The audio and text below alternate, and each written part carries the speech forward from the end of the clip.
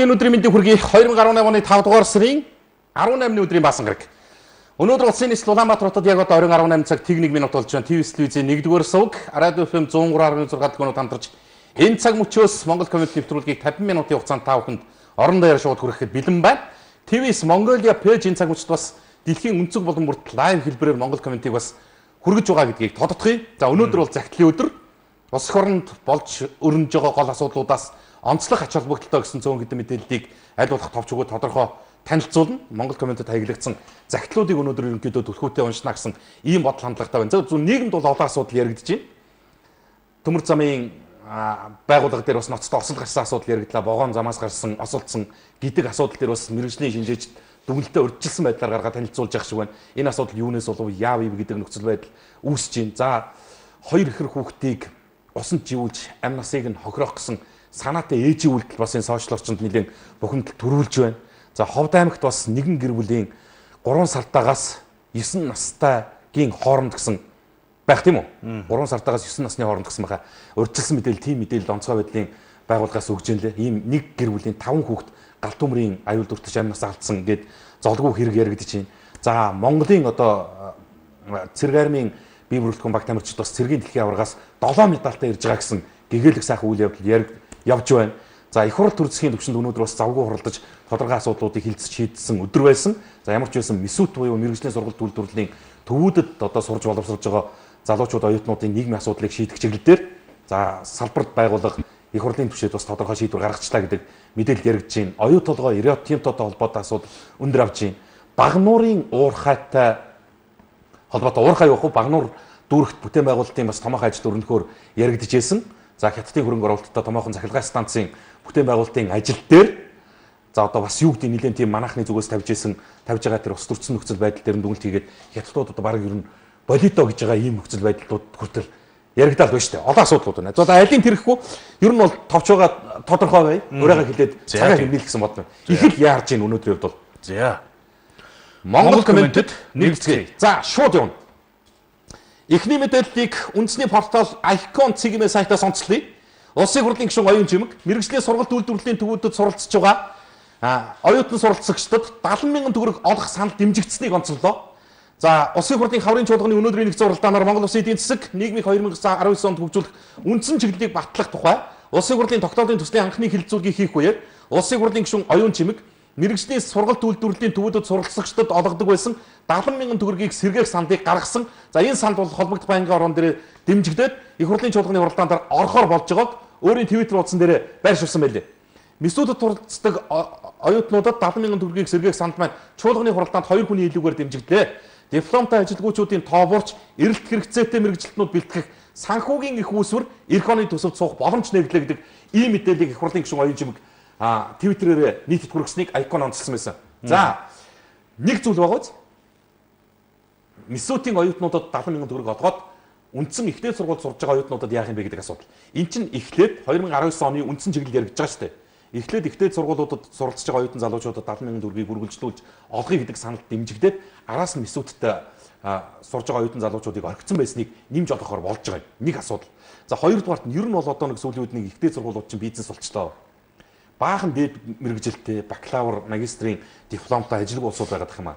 Тэрний оронд нарийн мэргэжлийн яг шаардлагатай хэрэгцээтэй чиглэлээр энэ мэргэжлийн сургалт үйлдвэрлэлийн төвүүдийг нэлээд илүүтэй дэмжиж ажиллая гэдэг энэ засгийн бодлого яваа юм билээ шүү. За нэг ийм асуудал өнөөдрийн гол сэдэв байсан. За дараагаар нь яасан гэхээр Монгол Улсын сангийн сайд хөрс өнөөдөр өөрийн аль биесний хаягаараа нийтэд нийгэмд сүүлийн үед бас нэлээд үл ойлголцолт үүсгээд байсан гадаад өр аврахын асуудлыг цэгцтэй их мэдээлэлээр тодорхой ойлгуулаад таниулчлаа. Монгол улс өнгөрсөн хугацаанд энэ засаг бүрдснээс хойш 2.8 их 80 төгрөгийн гадаад үрийг дагчаад байгаа юм байл шүү. Бид бас Монголын засаг өрл аваад байна. Өмнөхөө төлөхгүй байна гэдэг ийм шүүмжил яваад ирсэн бол энэ дэр сангийн сайд засаг төлөөлөд байр сууриа илэрхийлсэн байсан. Эрдэнэсийн авдрын түлхүүрийг барьж байгаа эрхэм ямар тайлбарыг хэлсэн гэхээр энэ яг Чимдийн Хүрлбаатар гэдэг өөрийнх нь Хүрлбаатар сайдын аль биесний Facebook пэйж дээр тавигдсан ийм видео байгаа шүү. Монгол Улсын ерөнхий сайд хүрэлцэхийн тэргүүлсэн засгийн газрын өвлөж авсан өрийг та бүхэнд танилцуулж байна.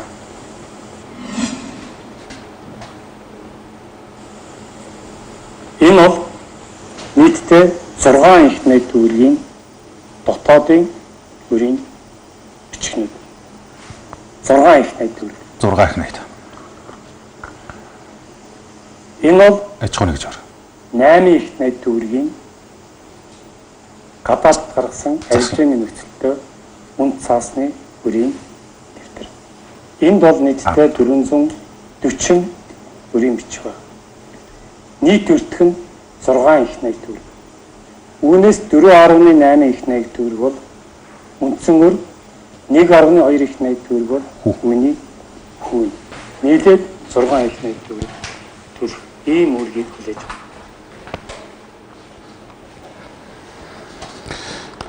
За ингээд найруулагч маань давхиж байгаа энэ батарей дутуу байсан юм байна. Одоо дуун байгаа юм болохгүй юм уу? Дуун болж байгаа юм болохгүй юм уу? Тэг ингээд яасан гэхээр үндсэндээ Монгол Улсын засгийн газар ийм хэмжээний өрийг өвлж аваад одоогийн байдлаар 2.8 их найд буюу үндсэндээ 3 их найд орчим төгрөгийн үр төлцсөн байгаа юм л. Гэхдээ энэ чинь нэг аюултай ноцтой юм ярьж байгаа ч 6 их найд төгрөгийн өрг гэхэд 6 их найд төгрөгийн зөвхөн 4.8 их найд төгрөг нь үндсэн зээл байж байгаа 400 гаруй өргийн бичиг байна шүү дээ.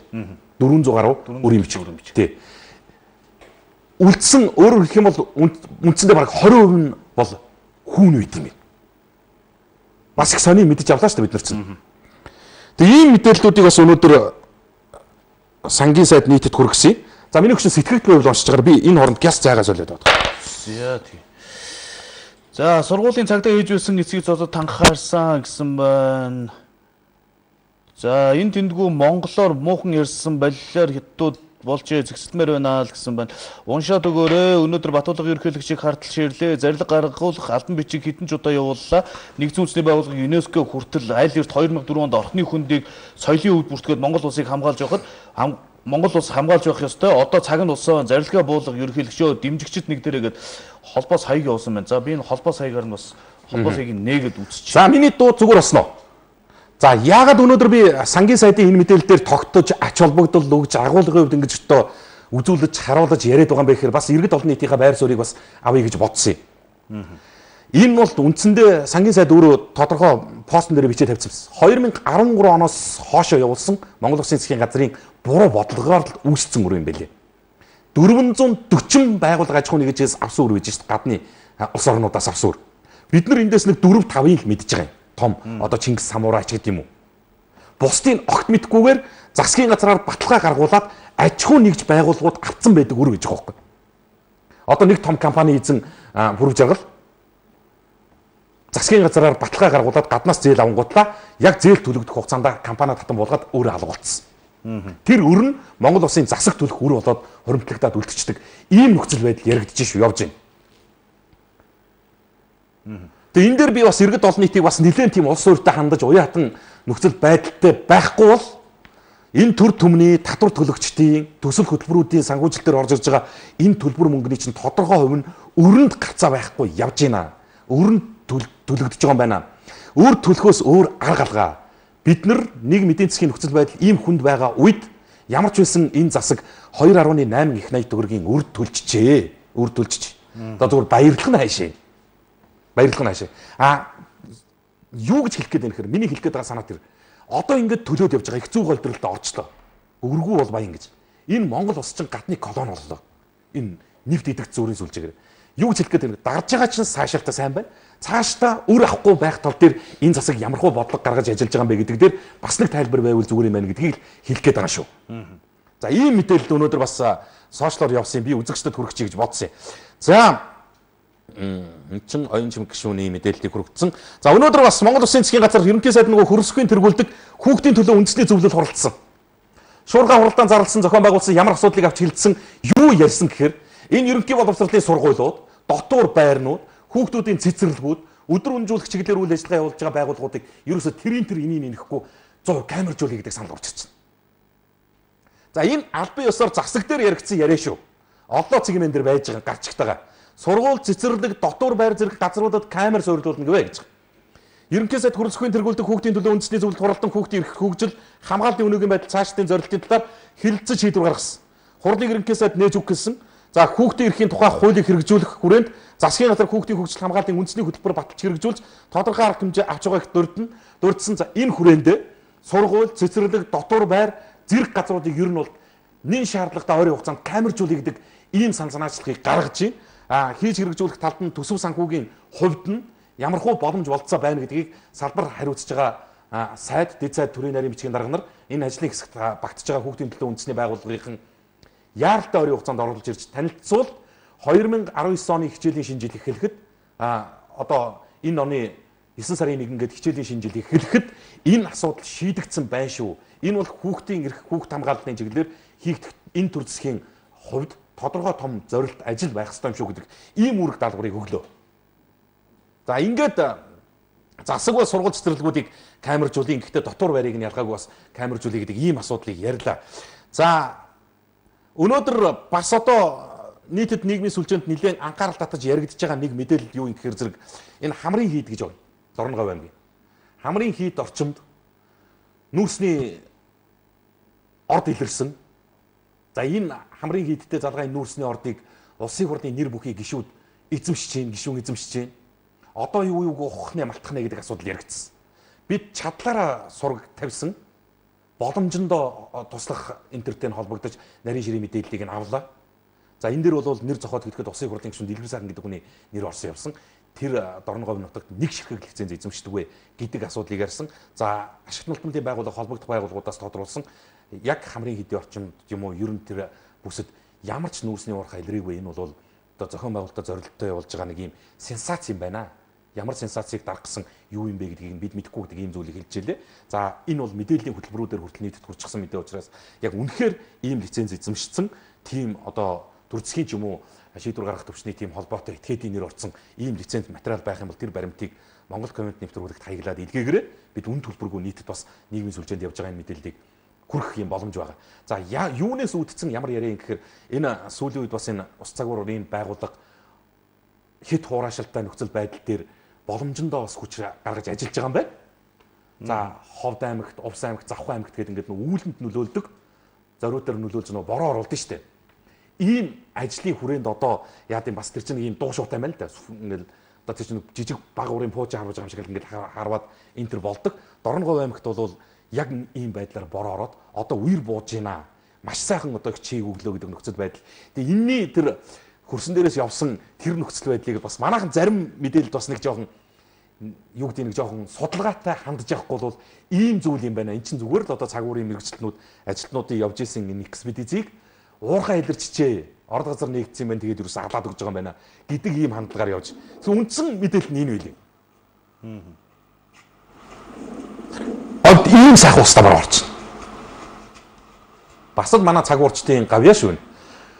Хоёрдугаарт найруулагчийн лайв яагаад ингэ тасраад байгаа юм бэ? Бас ингээл тасарчлаа. Дахиад тасарчлаа шүү. Дахиад тасарсан л чинь өнөөдөр сэтгэгдлийн өдөр байдаг, сэтгэгдэл байхгүй болчихсон. За ийм байжээ. Энэ бол яг Дорногов аймаг хамрын хийд орчим юм байлээ. Энэ яг энэ гарч ийн байж шүү дээ энэ дээр. Би энэ мэдээлэлтэй л холилдсон юм л яваа юм байлээ л тэр. Алж байгаа яа. Ирж яваа цаг гэж нэг ийм байдаг да.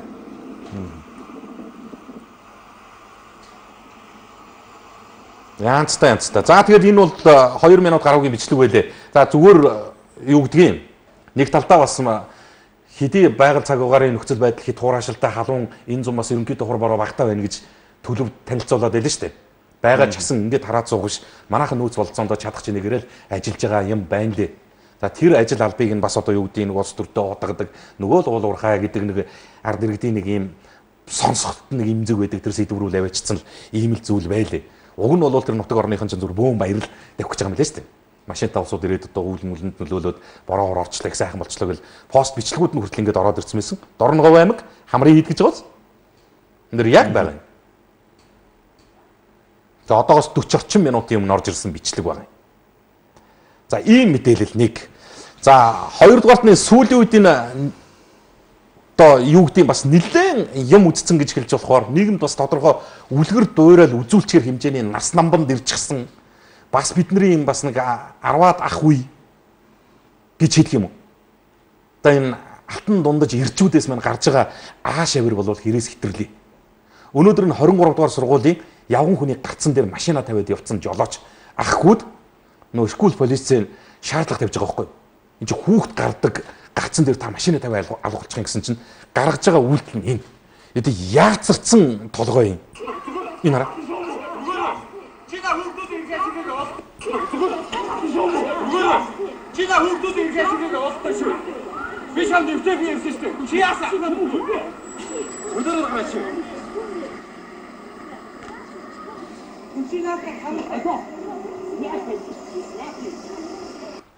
Сонсоо. Сүүлд машинд орохдоо хэлж байгааг нь солиор хаач тавьсан яад гэж. Тэгээ энэ улсын дугаараар нь сошиалын чи идэвхтэй л дээ. Улсын дугаараар нь шүүгээд ингээд энэ ийм үйлдэл гаргасан иргэний мэдээллийг авахд энэ хүн бол 630 мянган төгрөгийн торгуултаа төлөөгүй. Явж идэг. Би юу гэж хэлэх гээд байна гэхээр энэ митийн хэрэгс хэтэрсэн үйлдэлийг нь өөгшүүлээд байхаар одоо эргээд эн чинь төрийн өрлөө өшгөлж байна. Би нэг замын цагдаагийнханд хандаж хаягилж байгаа үг байхгүй. Болох юм уу? Гарцсан дээр зогсчлоо шүү дээ. Эн чинь тэр сургуулийн орчинд цагдаа хийж зохицуулт хийж байгаа хүний үндсэн ажлын тэр байрыг нь зүгээр ирээд машинаар хаагаа зогсчлоо шүү дээ. Ямар ч хүн гүтгсэн юм байхгүй шүү. Би бүр ингээд дахиад үзүүлсэн ч болно тэр юу нь байж байгаа. Яг гарцныхын зураг нь байж байгаа. Ийм муухай, ийм бүдүүлэг, ийм нахаалны яваа. Гой машин унцаахгүй. Тэг би бүр гайхаад байгаа юм. Камерын унтсан хүмүүс ингэчдэг юм уу эсвэл түүнээс одоо бас нэг пүрүүсний тойл очиж өсгөлжсэн нөхөр чинь бас ийм машин тавьсан юм. Энэ машин эсвэл өөрөө дотор нь ороод ирсэн нөхдүүдийн тархины юм болгочдөг юм өнөөсөө гайхамшигт. Энэ дээр жишээ нь ямар хариуцлага тооцох уу гэдгийг нийслэлийн 1 сая 500 мянган иргэ харж байгаа. 650 мянган жолооч харж байгаа. Нэг шалахгүй үйлдэл болгон дээр нь зогсоогоод торгодог болчихсон энэ нөхцөл байдал дээр энэ яаж байгаа юм бэ гэдгийг асууж. Зүгээр амарх юм байлээ шүү дээ чинь. Бүх юм захимжчихсан. Улсын дугаараар нь оруулаад үзэхэд өөр ингээд гаргасан зөрчил болгоноо төлөхгүй явсаар нь байж байгаа 630 мянган төгрөг болгоцсон байж гэн гэж. Энэ иргэн. Тэр болтол явуулсны чинь шанд өнөөдөр энэ нэг зохицуулагч хийж байгаа агаавыг өшөглөөгүй л дээ. Энэ бол энэ журам, энэ ажлыг санаачилж байгаа төрлөө өшгөлж байгаа байхгүй. Би тэгж л харсан. Хоёрдугаарт энэ хүн бол хүүхдгүй байх. Тэгж бодогдсон. Энд засаг хүүхдийнхээ эрхийг яаж хамгаалах уу гэдэг талд тархиа хашлгаа суулж байна. Хүүхдийн эсрэг үлдэж байгаа хүчирхийлэл болгоныг таслан зогсоохын тулд одоо бүр сургууль цэцэрлэгийг дотор байртай камераар ингээ харж ий гэж байна. Тэгэхээр энэ мэтийн үйлдэл засагдахгүй бол энэ тархин дотор байж байгаа ийм тураал өөрчлөгдөхгүй бол энэ юу өөрчлөгдөх вэ? Ер нь нэг юм сэтгцэн юм гихтэй нөхдүүд нийгэмд ямар гисцэн юм. Одоо энэ мэдээллийг сонсов. Энийг чи ярихгүй байхаар болохгүй л. Ихэр нираага усан живүүлж хөнөөхийг зардсан хэрэг гарч шít. Зөвхөн Монголд болдог. Ийм муухай гаж юм. 27 настай А гэдэг эмэгтэй. Хүүхдийн төв сувлын дутуу нэрaan тасаг хэвтэн эмчлүүлж байсан 25 хоногтой 2 ихэр хүүхдээ угаалтуурын хүүтэ усан живүүлэхийг зардсан хэрэг өнгөрсөн мягмар гаргийн 12 цагийн үед гарлаа. Тэрвэр сувлалд нөхөртөөгөө хамт хэвтэж байсан нөхрийгөө түр гарах хойгоор ийм үйлдэл хийсгэж. Тухайн үед эмнэлгийн эмч сувлагч нар сувлуулж байсан хүүхдүүдэд иргэн явж байгаад Агийн аимшигт үйлдэлийг хараад болиулан хүүхдүүдийн амийг аврахын тулд 30 орчим минут яаралтай тусламж үзүүлсний дараа цагдаагийн байгууллага дууцгаач. Ухаан орохгүй ингээ 30 минут бүглэрсэн байж байгаа тэр.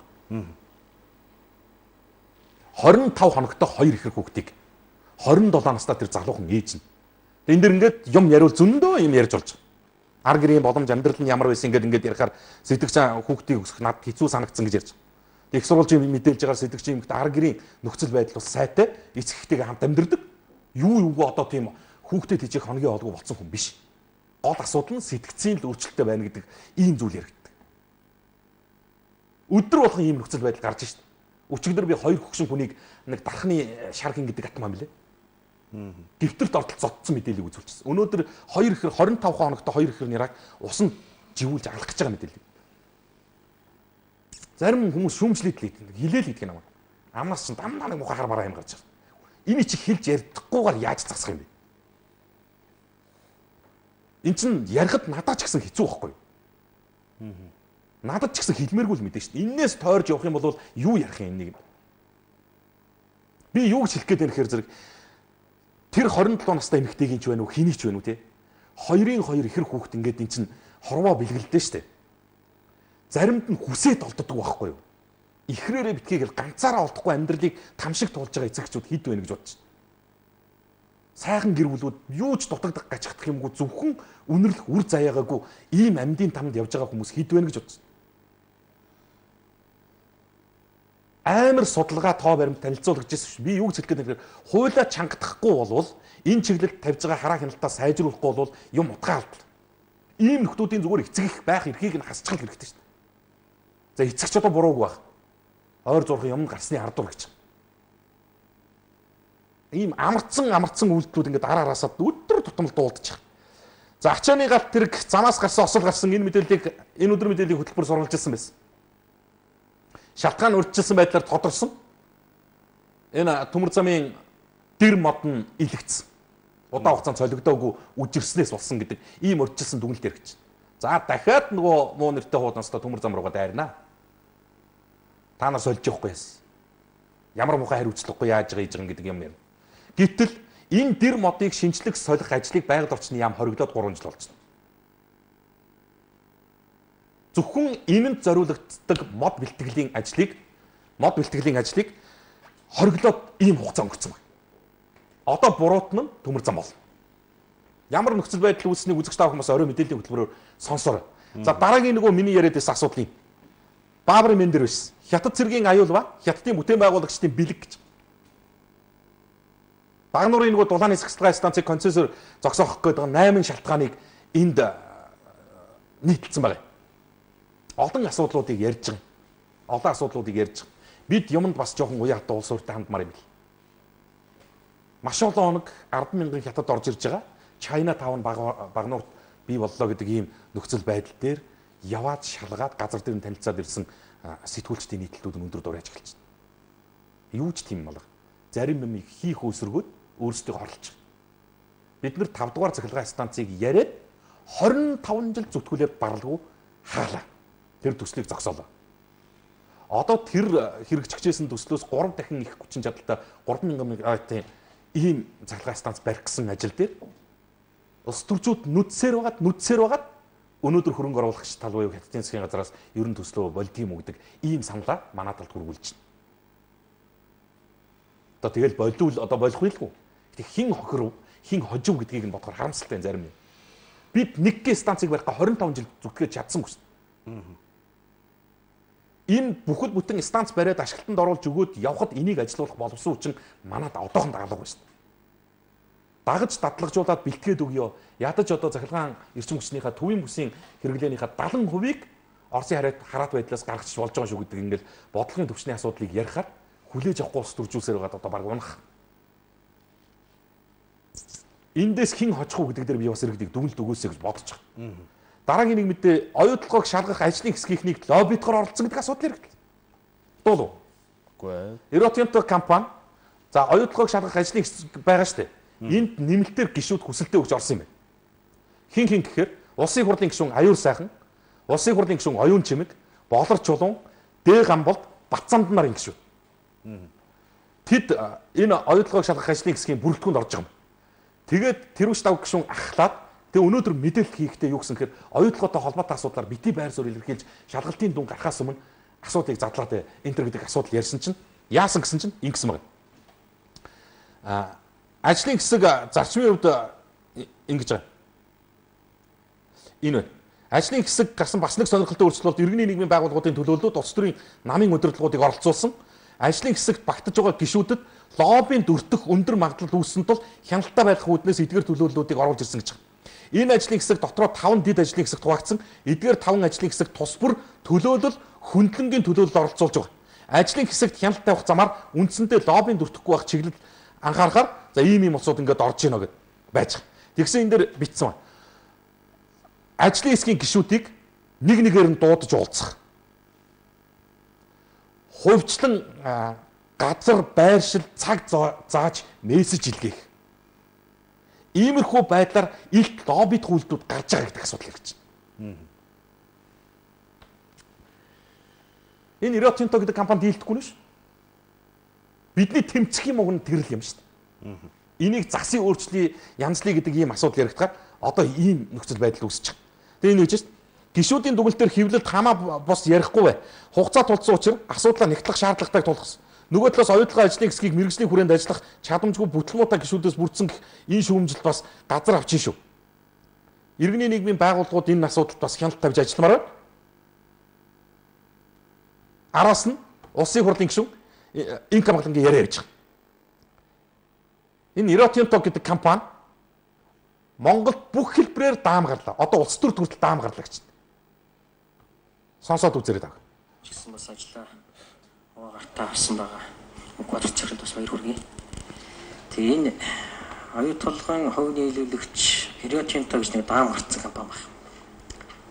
Нөлөө өгөх энэ одоо улс төрийн ашиг сонирхолтой одоо эдийн засгийн ашиг сонирхолтой улс төрчдөө дамжуулаад Монголын төрд нөлөөлж идэг, Монголын засгийн газарт нөлөөлж идэг. Монголын хөрөнгийг дэлхийн одоо зах зээл дээр хөрөнгийн зах зээл дээр тавиад мөнгө босгож идэг. Тэрийг монголчуудад хэлдэг. Дээрээс нь энэ оюу толгойн үүсдэх удирдлагада Монголын төлөөллийг нэх оруулдаг. Мөнгөө монголоор дамжуулдаг. Доктортой байдлын гэрээ нэгтдэг, давуу байдал нэгтдэг. Энэ оюу толгойд Монгол ажилтнуудын тоог нэмэх санаачлага тавьдаг. Оюутлогын төслийн ханганы нэрвэлтэн дотоодын компаниг оролцох асуудлаар хашийн хойр ханддаг.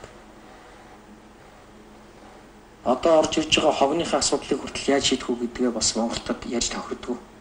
Нэг машиныхын дугуй 5 тонн. Одоо ханаадар хадгалагдаад байж байгаа. Ингээд энэ хамгаалан гишүүний ярьж байгаа яриаг ингээд зөндөө энэ 5 минут үргэлжилж байгаа юм байна. Ерөөсөө л эднэрийн өөрсдөө давуу байдал олгох гэж шаарддаг шаардлагууд нөгөө талд нь бидэнд учруулж байгаа дамтыг ярьж байгаа. Монголдо юу ч зөвшөлдсдөг. Ямар ч мөнгө санхүүгээ монголоор дамжуулдаг. Монголын ханган нийлүүлэгчдийг оролцуулдаг. Монгол ажилчдын тоо өсөх тал дээр анхаарал хандуулдаг. Гүйцэтгэх удирдлагада монгол хүнийг оруулах. Зөндөө энийг ярьж шít. Би одоо ярьцны давтаж яриад явах. Зүгээр юу хэлэх гээд байна гэхээр зэрэг Хэрвээ гэдэг компани яагаад энэ хүрвэ гэдэг юм л байгаа. Юм л байгаа. Дангаараа Хэрвээ гэдэг компани Монголыг төртөө засагтай, улстай баялагтай гармалцсан юм уу гэдэг асуудал дээр л бодиттой хариулт өгөх хэрэгтэй байна. Энэ чи хин нэгний хэсэг бүлгийн лоббигоор л явж байгаа шүү дээ. Түүнээс ямар ч дэмжлэггүйгээр энэ компани энэ хүртэл томорцсон байна, энэ хүртэл даам гарцсан байна гэж юм бол байхгүй байхгүй. Бид мэдчихэж байгаа шүү дээ. Айгаад нэрлж чаддаггүй. Хэрвээ яард хэн байдаг юм бэ? Ямар улсууд байгаа юм? Тэднийг ийм болтол ингэж төрхөж, ингэж өөгшүүлсэн хийм бэ гэдгийг мэддэг, хэлдэг, зориггүй. Их хурлынхаа эндэр дээрээс хүртэл ингээд гишүүд нь хилээл сууж шít. Одоо тэгэхээр л нөө бүтээн байгуулагч үндэсний тэр том корпорацийн үйл ажиллагааг харлуулсан болно биз дүүрсэн ямар амат. За иймэрхүү асуудлууд энэ лайв яагаад байгаа юм? Одоо орж ирсэн байна. За тэгтээ орж ирээд шинэ лайвыг үзүүлэхээс өмнө би өмнө ирсэн байсан сэтгэлдлүүдийг бас жоохон явуулж байна. Маргааш автобусны хуваар байна уу гэсэн байна. Маргаашийн автобусны чиглэлүүдэд тодорхой өөрчлөлт орж ирсэн. Троллейбуснууд бол явахгүй юм билээ. Яагаад гэвэл ихэнх троллейбусууд яг хотын замаар явдаг учраас.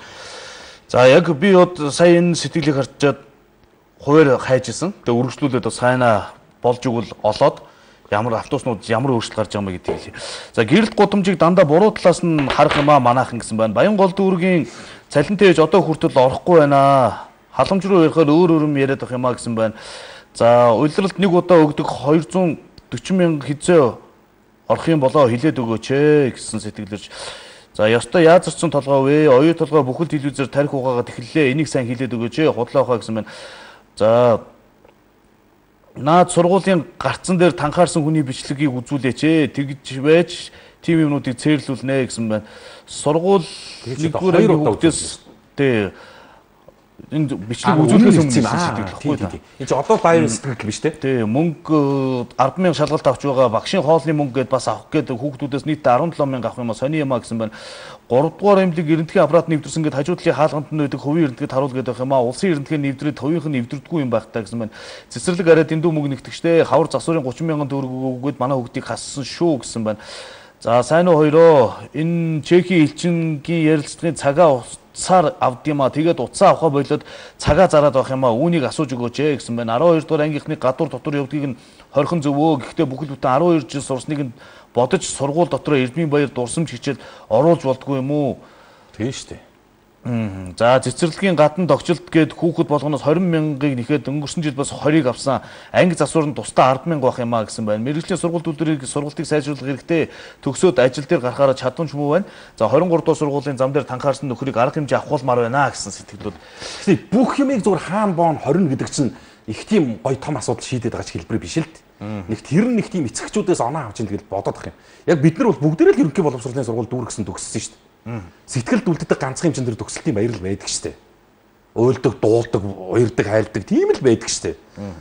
Аригдах, шоудах, зугаацах, цэнгэх, хоногоор явах төөрөх бодлогыг нь яаж хязгаарлах вэ 20% гэдэг тухайн асуудлыг л ярьсан болохоос зүгээр л ерөнхий боловсролын сургуулийн хонхны баярыг байхгүй болгочлоо гэж ямар ч сайд хийж хэлээгүй штэ. Тэгээ төгсөлтийн баяр гэдэг чинь өөрөө их үнцэнтэй зүйл байсан. Сэтгэл дүлддэг л юм байна. 8 дугаар анги, 10 дугаар ангид л төгсөлтийн баяр хийдэг байсан штэ. Одоо ч тэгэл 1 дугаар анги төгслөө, энэ 3 дугаар анги төгслөө, 5 6 дугаар анги төгслөө, цэцэрлэгийн 1 2 3 гэл ингээл. Тэрний төгсөлт болгон дээр нэг монтаж хийлгээл нэг юм аялал зугаалга гэж яваад тахлаар өөрөө энэ хонхны баяр, энэ эрдмийн баяр гэдэг зүйл чинь үн цэнийг болоод ах юм аа. Утга агуулгын бас тэгтээ ойлгож бодож хуяа хатмал баймаар байгаа юм. Ер нь тэгтэл ер нь л нэг амар хордгол боллоо шүү. За яг вэ олон л асуудал нийгэмд гарч байгаа сайнтай муутай мэрэгдэж байгаа хүлийн зөвшөөрөлгүй яг уу. Гэхдээ л 12 дугаар ангийн хүүхд бол 12 дугаар ангийн хүүхд ч дээ. Бас 12 жил нэг сургууль сурцсан нэг ангид өөргөж нөхөрлөсөн тэр нөхдүүд чинь дээ. Бас одоо сэтгэлгээний хувьд ч гэсэн бас нэг тийм үстэй амьдрал төхөл тавих гэж байгаа тэр алтуу юм штэ. Боломжийг нь олгоод зүгээр нэг дурсамж хичээл тийм үстэй. Энд чинь байдаг л нэг тэр процедурыг сэтгэлд нь үлдээгээд өгчөд бол нэг тийм гарах гарлага, нэг тийм сүртэй осол баймгүй санагдаад байна. Юм болгоныг бас тэгж ирээ зэрэг хаана гэдэг шүү дээ. За сансар хотхны талаар мэдээлэл өнөө мэдээлэл ойл хэлээч гэсэн байна. Камерыг жолоодсон хүний замын цагтаа ямар хариуцлага тооцоог нь хармаар байна гэсэн. Торгуулийн мэнээс харахад 38 удаагийн торгуул 632 мянган төгрөг төлөөгүй байна. Ирэх асуулж 30 хоног саатуулах болцол хангасан юм байна даа гэсэн байна. Хотын төвөр амжиргаа цагаан гих машинтай хаяа хөдөлгөөнд оролцохоор шахаад явуулахгүй энэ тэнд тавихаар твшин дээр нь хог хаяад байх юм а. Ямар тархины туралтай болсон юм бэ? Твшин дээр нь манайхан авижаал хог хайчт юм. Цагдаа нар бол ядарсан хүн дарслан бар, задарсан хүн сүйд олоосон гүлгшил байдаг шүү гэсэн сэтгэл ирж. Энэний задраад ах юу аах вэ? Яг үннийг хэлэхэд одоо зүгээр эн чинь нийгэм сонголттой болцсон шүү дээ. Лизингэрч өнөө яг энэ битгийг л унаа унштал болцсон шүү дээ энэ улсууд. Гэхдээ би юу гэж хэлж ийм хэрэг зөвгүй. Яг тэгтээ хүний хитвч зузаарж иж болно л. Тэр хэрээр тархин яагаад нэмгэрэгдээд юм бэ? Тэрийг л хэлээд байгаа. За захидлууд явуулна.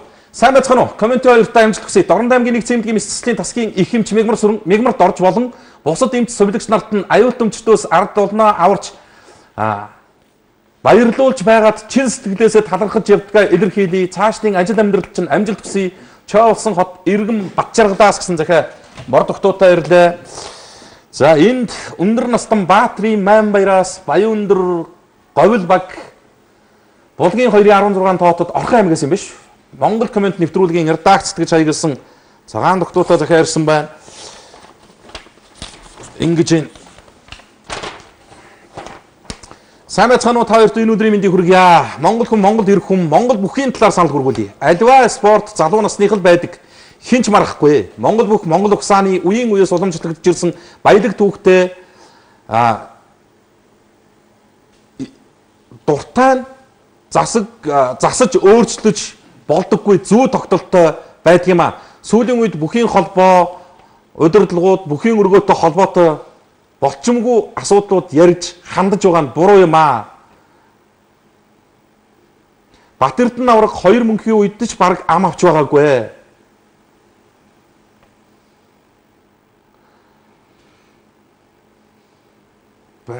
Монгол бүх ард түмний өмч хин дуртай нь өөрчлөх үндэслэл байхгүй. Монгол бүхийн холбооныхан минь амжилтаар эренбэлнэ гэдэг сүүлийн 2 барилдааныг харахад боломжгүй мэт санагдаж байна шүү. За ингээд энэ нэр бүхий бүгчүүдтэй холбоотой асуудлыг ярьсан байна. За улсын зан, Сорон болд, улсын зан, Жаргал баяртай маргасан гин улсын ярслан, Пүрэв давг. За энэ олон бүгчүүдийн нэр байна. Энэ сүүлийн үеийн бас залуу эд сайхан барилдаж байгаа олныг бас энэ нуран барилдаанаараа бишрүүлж, баясуулж явж байгаа залуучууд маань оюун санааныхаа хувьд үзэгч түмнээ бас хүндэлдэг, ийм хайрладаг хандлагатай байгаараа л гэдэг иргэний санаачлал юм байна. Агуулгын хувьд тэгээ сайн үйлс дэлгэрэх болтугай гэж загтлаа өндөрлсөн иргэний захиа байна. Бас бүхтэй хайртай л Монгол хүний бүхийхөө төлөө зовинсан сэтгэл байх шиг байна шүү дээ. За Баянзүр дүүргийн 4-р хороо цагдаагийн сүлд 23-ын веб-байрны усанд байнга шороотой шар ус гарах юм аа. Сөөгт хийлэхээр тоохгүй юм. Ийм ус ууж байгаа орчин суугчдын эрүүл мэнд хохирч байна аа гэсэн сэтгэл ирсэн байна. За Багнуурын станц хэрэггүй 200 төгрөг давсан үнэтэй захилгаан хэрэглэмээргүй байна. Билгээ хятадуудыг битгий дэмжээд байл гэсэн байна. Жагсаа цуглаан хийж байгаа юм. За одоо энэ үзэгч бол мэднэ. Би насандаа хятадыг дэмжиж байгаа. Одоо би өчигдрийн нэвтрүүлгээрээ яриа суулаа. Би юу ч хэлээд байх хэрэг өөрийнхөө чадах юмаа бид нэр чадна штэ. Чадахгүй юмаа чадахгүй байна гэдгийг 5 дугаар цахилгаан станцд 25 жилээр баталлаа штэ. 5 дугаар цахилгаан станцыг ярьж эхэлсэн өдрөө төрсөн хүүхд одоо өнөөдөр 25 насныгаа төрсөн өдөр тэмдэглэж байна. Одоо баг ихнэр хүүхдтэй болоо байлгүй. 25 настай залуу. Тэрийг л би зүгээр агуулгын хувьд л хэлсэн юм. За миний компьютер чи яачгүй. Чиний компьютерд байна уу? Энэ интернетд байгаа мó? Лайвд байна уу гэхээр зэрэг минийх зүгээр болоод л байх юм. За Өвөрхангай аймгийн Уянга сум Иргэн Сүрэнжав Монгол коммент нэвтрүүлэгт гэсэн захиа бичиж ирүүлсэн байна. За Уянга сумын 4-р иргэн Дамба өгтөө Сүрэнжаваасаа Монгол комментийн 2-р дамжуулаад өөрийн санаа бодлоо илчлэх гэсэн юм аа. Миний бие их хурлын сайд инх бол дарга гэж юм тийм ээ. Засгийн газрын тэргүүн хүрэлц өх нарт гэсэн хаягаар 2017 оны 11-р сарын 19-нд хүсэлт бодлоо иргэний хувьд албан бичиг болгон илэрхийлсэн билээ. Гэтэл иргэн миний хүсэлт санаа бодлыг хүлээж авалгүй бидний ажилд оролцож оролцох ирэхгүй мэтэр оошоож үзэлгүй байгаа нь миний 2 дүү хянаж үзээд цаашд нь дамжуулаад өгөөч гэж хүсэж байна гэд. Энэ ерөнхий сайд их хурлын дарга нарт л хүсэлт гаргасан иргэний хүсэлтийг хүлээж авах байгаа юм. Тэгээ битээрээр дамжуулж байна. Ийм хүсэлт юм байна. За.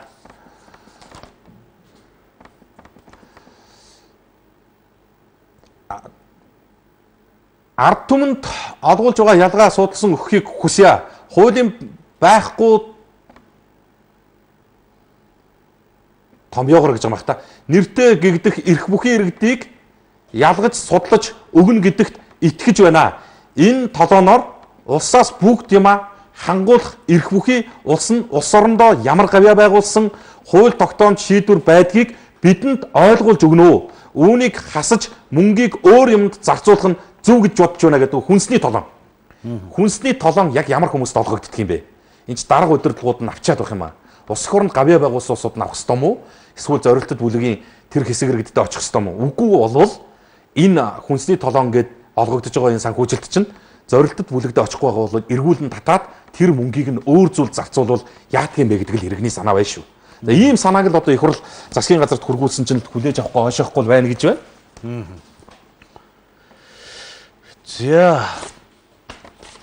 За чи тийш за налахын зам арай дэндлээ мэдээ хийж өгөөч хизээс засах юм бэ гэсэн байна. Даам гарцсан гинүү энэ албаны үг хэллэг гэж байна уу? Дээрд оргол гудамжны яриагаар ярих юм аа гэсэн байна. Сайн өөрөө сансар хотхны талаар мэдээлэл байна уу? Орон гэргүй байх үнэхэр хэцүү юм аа гэсэн байна. Үүнийг заавал уншаад өгөөрэй. Орчны гадаа сууж байхдаа нус цэрэ хаяад суух юм аа. Үн зэвүүн хэлэхээр өөдөөс тоосон шинжгүй улам хаяад суугаад байхын зургийг нь авсан яаж оруулах вэ гэсэн байна. За байрны доод давхарт 8 нэрийн дэлгүүр ажиллуулчаад ердөө нөөтийн баримт өгөхгүй юм аа. Хэлэхээр урдаас агнууд өөр газар судалтай хийхгүй юу гэдэг юм аа. Та өөр газараас судалтай хийх хэрэгтэй шүү дээ. Ер нь нөөтийн баримт өгөхгүй газруудаар үйлчлүүлэхгүй байх хэрэгтэй л юм. Тэгэл тэр чинь өгдөг болоо. Тэгэл тэр чинь ерөөсөө нэг уг нь бол шалгарал болоо. Замч худалсны дугаартай юм билээ шүү дээ. Нөөтийн баримт олохгүй байгаа аж ахуйн нэгж байгууллагуудыг хэлэхээр хариуцлага хүлээлгэж байгаа тийм юу байгаа юм бэлээ. За хаанул дүүргийн иргэн Жанлгын Бадам хатан Монгол комментэд гэсэн дараагийн захиаг би задлсан. Янзын мичдэг хүн байна да. Батбилэг бүргэж жаргалт нарт сайн байцгаана уу? Хаанул дүүргээс мэдчилж байна. Монгол улсын ард иргэд минь ухаараач. Яагаад гэвэл нийслэлийн засаг дарга байсан инх бол гэр бүлийн хэрэгцээнд зориулан шууд өмчлөлөөр газар олгох тухай 2003 оны 12 дугаар сарын 30-ны өдрийн 570 тоод захирамжийг гаргасан. Газар олсгосон иргэдэд газар зохион байгуулалт хийж газар өмчлөх эрхийг баталгаажуулж улсын бүртгэлд тавьж ажиллахыг дүүргийн засаг дарга нийслэлийн газрын албаны дарга нарт даалгасан. Иргэдэд өмчлүүлсэн 700 м квадрат газрыг 0.9 саяас 240 мянган төгрөгөөр үнэлж үүнийг тогтоосон. Шууд өмчлөлөөр газар олох ажиллагаа 2004 оноос оны 6 сараас эхлээд тасралтгүй 17 жил үргэлжилж байгаа учраас 2018 оны 5 дугаар сарын 1-ээс дуусахвар болгох нь зүйтэй. Би дэмжиж байгаа юм. Төр засаг иргэдэд 9 сая сая 240 мянган төгрөгийн үн бүхий газрыг зүгээр өгөөд байхад нэг ч хүн үг дуугарахгүй мөртлөө одоо болохоор 700 м2 газрыг ямар их хүнтэй гайхаад маргаан үсгээд байх хэрэггүй юм аа. Учир нь ард иргэд олон түмэн залуучуудаа 700 м2 орчим газарт барьсан 16 давхар байрны нэгээс дээш давхарт амьдрах айл өрхөд ямар ч баталгаагүй бие биенийхээ толгой дээр сууж тогтож огторгууд хүлгүү хөвгтэй адилхан байгаа бөгөөд урьдчилгаан мөнгө 30-аад сая төгрөг 2 өрөө байр гэхэд 60 гаруй сая төгрөг зээлийн хүүтэй 120 орчим сая төгрөг төлж байгаа гэдгээр ойлгох учиртай шүү. Зөвхөн урьдчилгаа 30-аад сая төгрөгөөр 2200 орчим м2 газрыг сонгосон орчиндоо худалдан аваад байшин барихаас эхлээд өөрийнхөө хүсснээр ашиглаж амьдрахад худалдаж авсан 30 сая төгрөгөө хэд дахин нуглаж өсгөх боломж байна. Ер нь зээлийн мөрөнд баригдах хэрэггүй. Хувийн хэрэгцээний суудлын машин олон өрөө байр худалдаж авснаас газартай байх нь чухал шүү. Бензиний хэрүүл хийж байгаа усууд хүртэл энэ асуудлыг бодорой, бодол хүсэлтэд бичсэн хан улд дүүргийн иргэн Жанлугийн бад мат гэж. За тэгээд иргэний л бодол шүү дээ. Би бодвол юу гэж ойлгодгийг гэхээр тэр үнгүү өгөх гээд байгаа газрыг нь хувьчлаад авъя гэж. Авах газар л алга байна шүү дээ гол шалтгаан. Бидэнд авах газрын нийслэлд үлдээгүй байхгүй юу? За нөгөө тээврийн маргаашийн нөгөө нийтийн тээврт орж байгаа өөрчлөлтийн хуваар нь энд байна. За энэ яаж ийм гэхэлэр зэрэг хотын төв буюу Викторийн доторх гол гудамжууд зам хаагдах үед нийтийн зорчигч тээврийн үйлчлэгийн чиглэлүүд хойгоороо Викторийн гудамж урдуур нарны зам 8-ын гудамжаар явах бөгөөд хойноос урагш болон урагтаас хойш явдаг босоо чиглэлүүд баруун дөрвөн зам нарны гүр зүүн дөрвөн замаар үйлчилж 17 цагаас үндсэн замаар үйлчилж эхэлнэ гэсэн. За энэ хаалттай байх гудамжууд нь болохоор баруун дөрвөн замаас ингээд хаагдаад ингээд явчих юм байна. За энэ мэдээ цэгмэн дээр гарсан мэдээ байгаа шүү. За мэдээ цэгмэнээс ороод үзэж болно шүү. Бэлгээ бүжээнарт гэсэн Баянгол дүүргийн Сүхбаатар дүүргийн 12 дугаар хорооноос ирсэн захиа.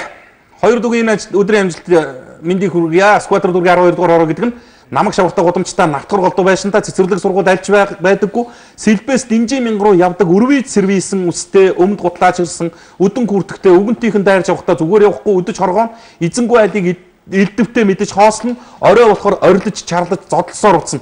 Ийм л хороонд бид амьдрсаар л байна. Хот төлөвлөлтөнд орсон нэртэй Чингэлтэй цэцэрлэг сургууль Бадар барих нь холгүй явах юм. Харин болорман дараагийн ирснээс хойш шавартай гудамжинд минь хайр гасгад хатуучилтай замаас дутуугүй болгож байна. Одоо цэцэрлэг сургуультай болгочих санаатай дүүргийн засаг дарга маань ажиллаж байгаа шүү гэсэн байна. Тэгээд энэ дүүргийнхаа удирдлагуудын үйл ажиллагаанд нь бас цаашаалттай ханддаг иргэдийн загтал байна. Сүхбаатар дүүргийн иргэн хангаа 22-ийн 809 тоотоос оршин суугч Жамц, Молом, Чойжл нараас гэсэн иргэд бас захиа бичиж ирүүлсэн байна.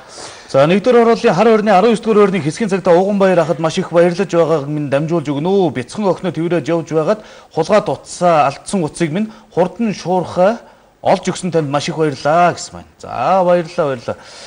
За бэлгээ цаана хор уршигтай юм их байгаа штэ. Станцаасаа хийсэн юм болно штэ. 20 мянга гэсэн. Станцаасаа хийсэн юм болно штэ энэ үү? За мэдгүй. Сонгон наргын дүүргийн шин толгой тороолоод орон сууцчлах хөтөлбөр барьсан байр ашиглалтанд ороод 2 жил болж байна. Одоо хүртэл ордер гэрээг гаргаж өгдөггүй. Энэ талаар сурвалжиж өгөөч гэсэн байна. За. Ухаант Монгол бүр хүмүүр уншиж гэрвэл ах トゥ найс нөхдөө шээрлэн авч тараахыг хүсэж байна гэж. Монголчуудын хөрөнгө оруулагч гадаадынхан өрөвдөнө гэж юу? Монгол улсын үндсэн хуулинд газрын дээрхт орох баялаг ард түмний мэдлэл байна гэд заагдсан байдаг. Гэтэл Монгол улсын ард түмэн өнөөдөр өмч хөрөнгөндөө эзэн болох нь битгийг л харь орны гар хөл болгочдын хар гайгаар 600 мянган орчим айл өлмөн зүлмэн үр ширэндээ баригдаад амьдарч байна. Арчаа мотой авилгачдын хар гайгаар ийм байдал хүрдлээ. Монгол улсын гадаадын зайлт хулгайч нарт өөрийн баялгаа баг үнгүй өгөөд байх ус мөн үү? Түүний төлөө өгөө хэлдэг эх оронч улсын хурлын гишүүн Улаанбаатар Эрдэнэ Даваасрын Баасанхүү нарыг өдрийн сонинныхон попчд гэж нэрлэж бичих болсон хиний эрх ашигт үйлчилж байгаа юм бэ гэж байна. Алт 1914 тонн 96.6 тэрбум, зис 44.5 сая тонн, 289.3 тэрбум доллар. За мөнгө 11,939 тонн, 6 тэрбум доллар, молибден 205 мянган тонн, 5.1 тэрбум доллар, бүгд 397 тэрбум долларын борлуулалт хийсэн гэж байна. Үүнийг бараг дэлхийд даяар мэднэ. Монголчууд бид үүнийг мэдэхгүй, мэдхийг хүсэгчгүй, үүнийг дагаж гардаг ховор элементүүд байна. Оюутлогоод гадаадын онгоц дуртай үед ирж буугаад юм ачаад нисдэг гэж байна. Монгол улсад ямар эзэн байх вшээ. Ирэх баригч Монгол Ардын нам улсын хурлын гишүүд сайд дарга нар мэдсэн ч мдээгүй царайлаад сууж байна. Энэ асуудлаа засъя гэсэн иргэний санаачлага бас гарч ирж шүү. За нэвтрүүлгийн цаг дуусч байгаа юм байна да. Боцно уу? Оо тийм биш. Биш оо зохион уншиж байна. Тэглээ ховоо хитэн зохион уншлаа. За ингээд уншижээд чинь тэгээ нэгд өдөр ирэхээр дахиад нэмэгдээд ирчихдэг юм уу? Захиагч нэг дийлэхгүй шүү. За одоо тэгэл дуусна да. За 18 цаг 46 минут. Үзэгч та бүхэн энэ 7 хоногийн туршид бидэнтэй нэгдэж нийлж цаанс сэтгэлээ цензургүй сайхан хэлгээсэнд баярлалаа. Өнөөдөр яригдсан хэлэлцсэн олон асуудалд бас авах гээх ухаанаар хандаарай. Олон юм бодож толгойд бас орой дормоор ийм асуудал дэвшүүлсэн захидалцаанаа хаяглагдсан байна шүү. Тэгээд энийг бас үзэж байгаа шийдвэр гаргах төвчний улсуудаас ядаж нэгэн ч болтохны харвал ажил болох талд нь ач холбогдол өгөөрэй. За эх 7 хоногт бол даваа гарагт Монгол коммент нэвтрүүлгийн цагтаа хүрнэ. Гэхдээ пүүжиг өгөх хүрнэ. Найз маань бас нэг 7 хоногийн шалтгаантай чөлөө өгсөн байгаа. Тэгээд эх 7 хоног бол Монголын комментчд маань бас надтай хамт байх нь. За пүүжиг бас зорилгоо сайхан биелүүлээрэй гэд андаа сайхан үгээр үдий. За ураагаа хэлээ дуусгах уу? За тийм. Монгол комментэд нэгдэцгээе.